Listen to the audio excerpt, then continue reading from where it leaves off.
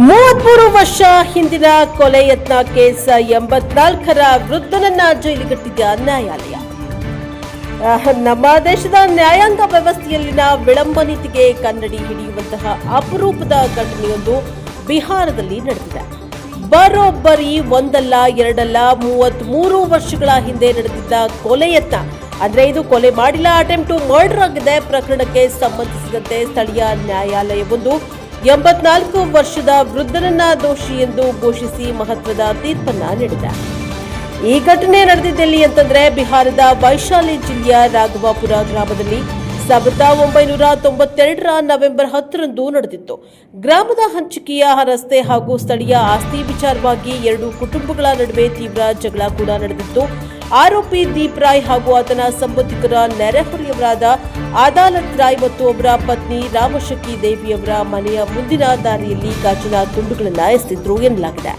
ಇದನ್ನ ದಂಪತಿಗಳು ಪ್ರಶ್ನೆ ಮಾಡಿದಾಗ ಜಗಳ ವಿಕೋಪಕ್ಕೆ ತಿರುಗಿ ದೀಪ್ ರಾಯ್ ಮತ್ತು ಆತನ ಕಡೆಯವರು ಮಾರಕಾಸ್ತ್ರಗಳಿಂದ ದಂಪತಿಗಳ ಮೇಲೆ ಭೀಕರವಾಗಿ ದಾಳಿ ನಡೆಸಿ ಕೊಲೆಗೆ ಯತ್ನವನ್ನ ಮಾಡಿದ್ರು.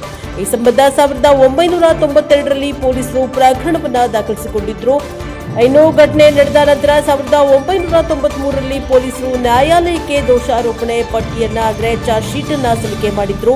ಆದರೆ ಪ್ರಕರಣದ ವಿಚಾರಣೆಯು ಆಮೆಗತಿಯಲ್ಲಿ ಸಾಗುತ್ತಾ ಬಂದಿತ್ತು. ಕೊನೆಗೆ 1999ರಲ್ಲಿ ನ್ಯಾಯಾಲಯವು ಆರೋಪಿಗಳ ವಿರುದ್ಧ ಅಧಿಕೃತವಾಗಿ ಚಾರ್ಜ್ ಫ್ರೇಮ್ ಮಾಡಿ ವಿಚಾರಣೆಯನ್ನ ಮುಂದುವರೆಸಿತು. ಈ ದೀರ್ಘಾವಧಿಯ ಕಾನೂನು ಹೋರಾಟದ ನಡುವೆ ಪ್ರಕರಣದಲ್ಲಿ ಬಾಕಿಯಾಗಿದ್ದ 5 ಜನ ಆರೋಪಿಗಳ ಪೈಕಿ 4 ವಿಚಾರಣೆ ಬಾಕಿ ಇರುವಾಗಲೇ ವಯೋಸಹಜ ಕಾಯಿಲೆಗಳಿಂದ ಮೃತಪಟ್ಟಿದ್ದಾರೆ. ಇನ್ನು ಸದ್ಯ ಬದುಕುಳಿದಿರುವ ಏಕೈಕ ಆರೋಪಿಯಾದ ದೀಪ್ ರಾಯ್ ವಿರುದ್ಧ ಮಾತ್ರ ವಿಚಾರಣೆ ಪೂರ್ಣಗೊಂಡಿದೆ. ವಿಚಾರಣೆ ವೇಳೆ ಇಬ್ಬರೂ ಕಡೆಯ ವಾದ ಪ್ರತಿವಾದಗಳನ್ನ ಆಲಿಸಿದ ಹಾಗೂ ಸುಮಾರು 10 ಸಾಕ್ಷಿಗಳನ್ನ ಪರಿಶೀಲಿಸಿದ ಹೆಚ್ಚುವರಿ ಜಿಲ್ಲಾ ಮತ್ತು ಸತ್ರ ನ್ಯಾಯಾಲಯವು ದೀಪ್ ರಾಯ್ ಅಪರಾಧಿ ಎಂದು ತೀರ್ಪನ್ನ ನೀಡಿದೆ.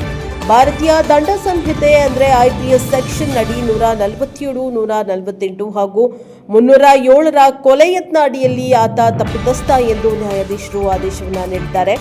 ಸದ್ಯ 84 ವರ್ಷ ವಯಸ್ಸಿನಾಗಿರುವ ದೀಪ್ ರಾಯ್ ಅತ್ಯಂತ ದುರ್ಬಲರಾಗಿದ್ದು ಸ್ವತಃ ನಡೆಯಲು ಕೂಡ ಅಥವಾ ದಿನನಿತ್ಯದ ಕೆಲಸಗಳನ್ನ ಕೂಡ ಅವರಿಗೆ ಮಾಡಿಕೊಳ್ಳಲು ಇತರರ ಸಹಾಯದ ಅಗತ್ಯವಿದೆ.